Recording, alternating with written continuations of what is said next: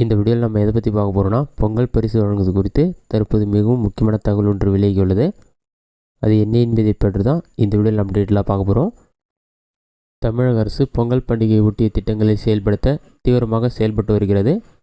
சர்க்கரை அட்டைதாரர்கள் உட்பட ration card வைத்திருக்கும் அனைத்து குடும்ப அட்டைதாரர்களுக்கும் பொங்கல் பரிசாக ரூபாய் 1000 வழங்க தமிழக அரசு ஏற்பாடு செய்து வருவதாக தகவல்கள் வெளியாகியுள்ளது. மேலும் பொங்கல் பரிசு தொகுப்பில் அரிசி, சர்க்கரை, கரும்பு உள்ளிட்ட பொருட்களும் இடம்பெற உள்ளது. கடந்த சில வருடங்களாக பொங்கல் பரிசு தொகை நேரடியாக ரேஷன் கடைகள் மூலம் வழங்கப்படுகிறது. ஆனால் முறையாக மக்களுக்கு சென்று சேரவில்லை என்ற புகார்கள் வரவே இந்த முறை நேரடியாக வங்கிக் கணக்கில் செலுத்த தமிழ்நாடு அரசு ஆலோசித்து வருவதாக கூறப்படுகிறது. ஒவ்வொரு குடும்ப தலைவியின் வங்கிக் கணக்கில் நேரடியாக பணத்தை செலுத்துவது தொடர்பாக அரசு ஆலோசித்து வருகிறது.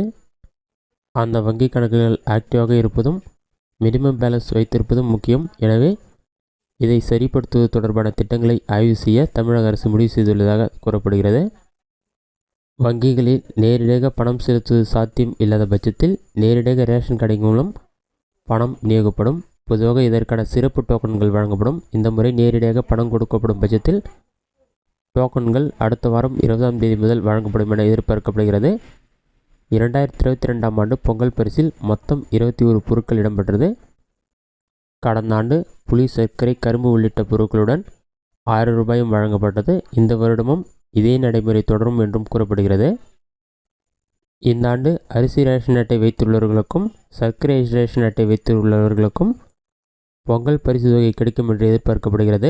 2025ஆம் ஆண்டு உள்ளாட்சி தேர்தல் மற்றும் ஈரோடு தொகுதியில் இடைத்தேர்தல் நடைபெற உள்ளதால் தமிழக அரசிடம் இருந்து அறிவிப்புகள் வெளியாகும் என்று எதிர்பார்க்கப்படுகிறது.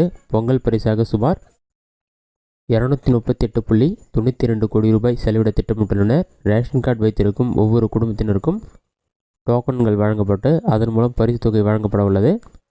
கூட்ட நெரிசலை தவிர்க்க டோக்கன்கள் வழங்கப்பட உள்ளது. அதில் குறிப்பிட்ட நாளில் பரிசு பொருட்களை பெற்றுக்கொள்ளலாம் என்றும் கூறப்பட்டுள்ளது. இதுதான் பொங்கல் பரிசு சம்பந்தமாக வெளியான அறிவிப்பு. இது மட்டும் இல்லாமல் மகளிர் உரிமை தொகை ரூபாய் 1000 தகுதியான பயனாளர்களுக்கு முன்கூட்டியே வங்கிக் கணக்கில் 1000 ரூபாய் செலுத்தப்படும் என்றும் கூறப்பட்டுள்ளது. இதனால் பொங்கல் பரிசு 1000 ரூபாய், மகளிர் உரிமை தொகை 1000 ரூபாய்னு சொல்லிட்டு 2000 பெண்களுக்கு கிடைக்க உள்ளது. இதுதான் பொங்கல் பரிசு குறித்து தற்போது வெளியான முக்கியமான அறிவிப்பு. கூடிய விரைவில் இதற்கான டோக்கன்கள் விநியோகம் செய்யப்படும். இந்த வீடியோ உங்களுக்கு யூஸ்ஃபுல்லாக நினைக்கிறேன். இந்த வீடியோ பிடிச்சிருந்தால் லைக் பண்ணுங்கள். இந்த வீடியோவில் வேறு ஏதாச்சும் டவுட் இருந்தால் கமெண்ட் பாக்ஸில் கமெண்ட் பண்ணுங்கள்.